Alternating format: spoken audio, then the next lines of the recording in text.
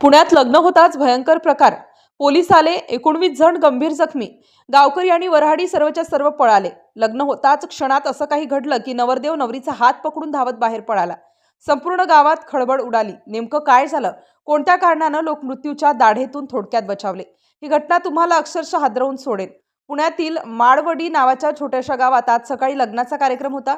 सगळीकडे सणासुदीचं वातावरण, दरवळणारा फुलांचा सुगंध, ढोल ताशांचे आवाज आणि नटून थटून आलेली वऱ्हाडी मंडळी. गावात एकदम उत्साहाची लाटच उसळली होती. नवरदेव अभिजित आणि नवरी आरती दोघेही नेहमीप्रमाणे थोडे तणावात पण हसतमुख. त्यांच्या जवळचे मित्र राहुल, मधुरा, गणेश सगळे गडबडीत. लग्नाचा मांडव गावाच्या मध्यवर्ती चौकात बांधलेला होता.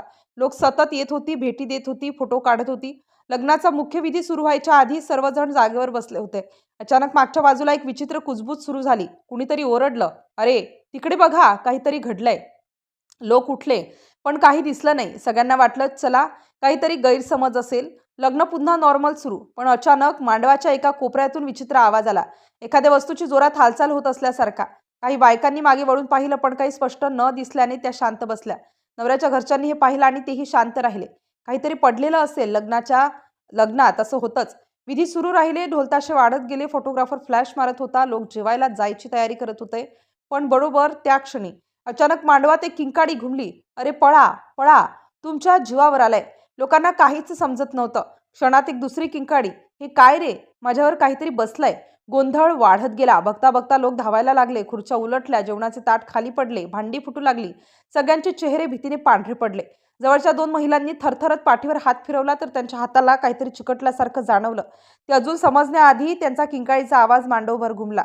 नवरी आरतीने पाहिलं, तिच्या मामाच्या पायाला काहीतरी अडकलेलं. अभिजितही हादरला. दोघे उठले, पण गर्दी इतकी वेडीवाकडी धावत होती की त्यांना काहीच दिशा कळत नव्हती. काही जण जमिनीवर पडले, काहींना कोणीतरी पायाने तुडवून गेलं. मांडव अक्षरशः रणांगणासारखा दिसू लागला. नवरदेव बाहेर, नवरी बाहेर, कोणीतरी बेशुद्ध पडलं. कोणीतरी ओरडत होतं, कोणीतरी एखाद्याला ओढून बाहेर काढत होतं. अचानक पुढच्या बाजूला एक तरुण रोहित तोंड झाकून बाहेर पडताच त्याच्या पाठीवर काळ्या ढगासारखं काहीतरी हालचाल करताना दिसलं. लोकांना नेमकं ते काय आहे कळेना. एका क्षणासाठी सगळ्यांचे धडधडणारे हृदय शांत झाले, म्हणजे भीतीने गोठले. आरती थरथरली. अभिजितच्या हाताला घट्ट पकडून तिने कुजबुजत विचारलं, "हे नेमकं काय चाललंय?" अभिजित काहीच बोलला नाही. तोही गोठला होता.